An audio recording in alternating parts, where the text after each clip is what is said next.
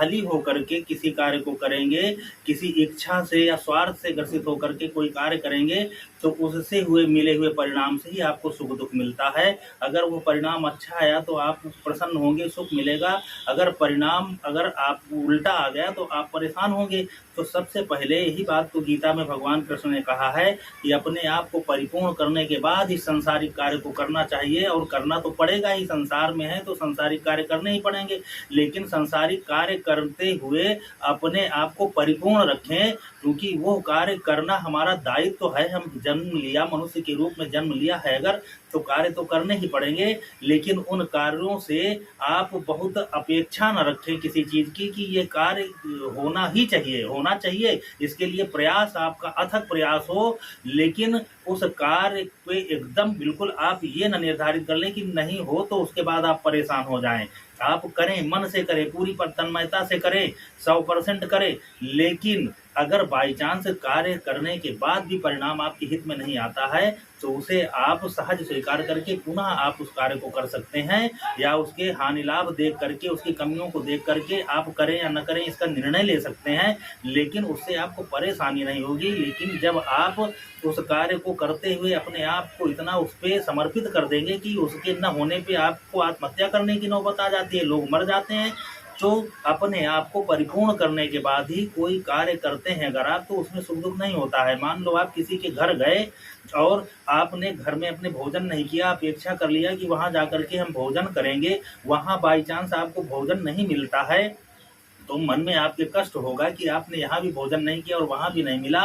लेकिन जब आप घर से अच्छी अच्छी चीज़ें स्वतः ही खा करके जा रहे हैं स्वयं, तो वहाँ पर अगर आपको कोई बहुत अच्छी चीज़ दी भी जाए खाने के लिए, तो आप केवल उस व्यक्ति की खुशी के लिए खाएंगे, क्योंकि आप पहले से ही तृप्त हैं, पहले से ही पूर्ण है। तो आपको केवल दूसरे को सुख देने के लिए, खुश करने के लिए केवल अपने कर्म करने पड़ते हैं। लेकिन जब आप स्वयं में भूखे होंगे तो आप दूसरे को नहीं देखते हैं, आप अपने लिए परेशान हो जाते हैं, अपने सुख दुख के लिए परेशान हो जाते हैं। तो आप अपने को परिपूर्ण करके इस संसार में कार्य करिए, आपको न कभी सुख होगा न दुख होगा, और सफलता अपने आप आपको मिलती रहेगी। लोग वही परेशान हैं जो अपने आप को खाली महसूस कर लेते हैं, और जब हमने अपने आप को खाली महसूस कर लिया तो फिर हमें कौन भरेगा, क्योंकि भरना काम तो हमारा ही है। हमको कौन भरेगा, हमारा पात्र है और हम ही इसको भरेंगे।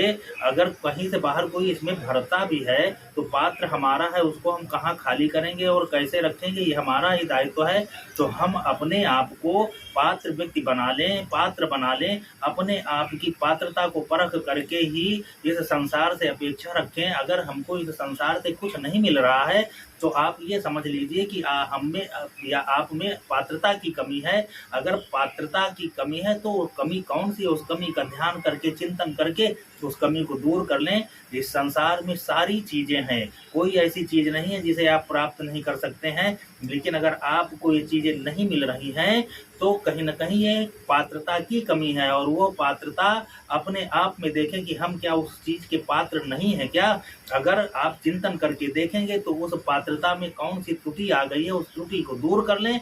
वो पात्रता जब आपकी बन जाएगी तो सारी चीज़ें आपकी जो संसार में है, जो चीज़ आप चाहेंगे वो ग्रहण कर लेंगे। लेकिन अगर आप पात्रता में कमी है, त्रुटि है, तो चाहे अमृत भी आपको संसार से मिले वो भी बह जाएगा, वो भी निष्क्रिय, वो भी बेकार है आपके लिए। तो सर्वप्रथम आप अपने को पवित्र करके अपनी पात्रता बनाएं, और इस संसार से अच्छी अच्छी चीज़ें ग्रहण करके, अच्छी चीज़ें प्राप्त करके और आनंद भोगें।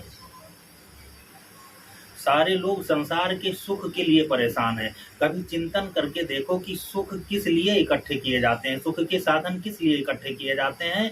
ये साधन स्वयं के भोगने के लिए नहीं होते हैं, सुख स्वयं के भोगने के लिए नहीं, ये भोगवाने के लिए होता है।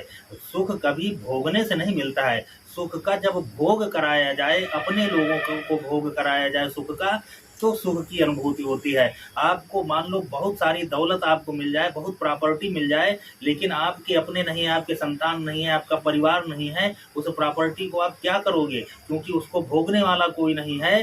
तो प्रॉपर्टी का आनंद तो आप तभी आपको आएगा जब उस प्रॉपर्टी को भोगने वाले होंगे और वो आपके अपने होंगे। इसी प्रकार आपके पास धन है, वैभव है, यश है, और उसका कोई भोगने वाला कोई आपका अपना नहीं है, तो वो सारे निरर्थक होते हैं, वो सारे बेकार हैं। तो सुख कभी भी स्वयं के भोगने से नहीं मिलता है, सुख तो स्वयं को भोगवाने से मिलता है, अपने आप के सुखों को भोगवाने से मिलता है। कहीं आपका समय भोगा जाएगा, कहीं आपका धन भोगा जाएगा, कहीं आपका जो भी कुछ भोग की वस्तुएं हैं वो जो आपके अपने भोगते हैं तो आपको सुख मिलता है। सुख का भोग जब दूसरे आपके अपने करते हैं तो आपको सुख की अनुभूति होती है। सुख अगर अकेले आपको बहुत अच्छी अच्छी चीज़ें खाने के लिए भी दे दी जाएं, अमृत भी दे दिया जाए, तो आपको ये लगेगा कि आपका सबसे निकट जो प्रिय है सबसे पहले वो भी इस अमृत का पान करे, वो भी अमृत को प्राप्त हो, तब आपको सुख होगा। अकेले आप अमृत भी नहीं पी सकते हो। आप अपने भीतर छुपी हुई बुराइयों का एकांत में बैठ करके चिंतन करें, मनन करें और उन बुराइयों को नष्ट करते रहें। आप जब प्रयास करेंगे तो धीरे धीरे वो आपकी बुराइयां आपको दिखाई देने लगेगी। एकांत में बैठ करके आप उन बुराइयों का चिंतन करके और उनको धीरे धीरे करके नष्ट करते रहें। एक दिन ऐसा आएगा कि आपके भीतर की सारी बुराइयां खत्म हो जाएंगी और आप में केवल अच्छाइयां बचेंगी, और जब अच्छाइयां बचेंगी तो अच्छे कर्म हो जाएंगे, अच्छे लोगों से जुड़ेंगे, अच्छे परिणाम मिलेंगे, और जब अच्छे परिणाम मिलेंगे तो आपको सुख तो स्वतः ही मिल जाएगा, शांति भी मिल जाएगी, समाज में नाम होगा आपको और आपको यश कीर्ति सब कुछ मिल जाएगी। लेकिन जब आपके भीतर बुराइयां भरी रहेंगी तो आपके साथ कोई बैठने वाला नहीं होगा, आपके अपने भी आपको छोड़ करके चले जाएंगे। तो बुराइयों को अपने चिंतन से, अपने विवेक से ही आपको जानना है कि आपके कौन से कर्मों की वजह से लोग आपको बुरा कह रहे हैं। तो उन बुराइयों को धीरे धीरे करके आप दूर कर दें। बस इतना ध्यान रहे कि बहुत सी अच्छाइयाँ जो हमारी हैं उनको भी जो बुरे लोग हैं बुराइयाँ कहते हैं कि हमारे अच्छे किए हुए कार्य भी गंदे लोगों को बुरे लगेंगे। तो आपकी बुराइयों को अगर कोई अच्छा आदमी कोई बुरा कह रहा है तो आप उन बुराइयों को तो दूर करें, लेकिन अगर आपकी अच्छाइयों को कोई बुरा आदमी बुरा कह रहा है तो आप ये जान लीजिए कि वो भी आपका नाम कर रहा है। क्योंकि जब बुरा आदमी आपकी अच्छाइयों की चर्चा करके आपको बदनाम करेगा, गाली देगा, तो अच्छे लोग स्वतः ही जान जाएगी कि वह व्यक्ति अच्छा होगा। क्योंकि बुरे आदमी को भी वो लोग, कोई बुरा आदमी जब किसी आदमी की बुराई करता है तो इसका मतलब ये होता है कि वह आदमी अच्छा होगा। क्योंकि बुरा आदमी उसी आदमी की बुराई करेगा जो व्यक्ति भला होगा। समाज के जो अच्छे लोग हैं वो जान जाएंगे कि ये बुरे लोग किसी भले आदमी की ही बुराई करेंगे। और कोई अगर बुरा व्यक्ति किसी व्यक्ति की तारीफ कर रहा है तो भी लोग जान जाएंगे कि ये बुरे आदमी किसी की तारीफ कर रहे हैं, तो इसका मतलब कि वह व्यक्ति बुरा होगा। तो लोगों के द्वारा की गई चर्चा भी किसी अदृश्य व्यक्ति को, जिसको आप जानते नहीं हैं, उसकी वास्तविकता को बता देती है। अच्छे लोग अगर किसी आदमी की तारीफ कर रहे हैं तो लोग उसको अच्छा ही कहेंगे, लेकिन बुरे आदमी अगर किसी की तारीफ कर रहे हैं तो स्वतः ही उसकी बुराई हो जाती है। तो इसलिए आप अपनी संगति भी देखें कि आपकी संगति कैसे लोगों से है। अगर आपके साथ में अच्छे लोग हैं तो अच्छे लोग आपके भीतर की बुराइयों को बता करके उनको नाश करेंगे, और बुरे लोग जो हैं वो आपकी अच्छाइयों का नाश करेंगे और बुराइयां भर देंगे। तो आप बुरे लोगों को भल अनभल जाने, सब कोई जो जो नीक भाव तें सोई, सबको पता है। लेकिन सुधा सराहई अमरता, गरल सराहई नीच, भलो भलाई बेलहाय लहाय नीचाई नीच। जो नीच प्रवृत्ति के लोग हैं वो नीच की ही तरफ जाएंगे, और जो अच्छे लोग हैं वो अच्छाई की तरफ जाएंगे।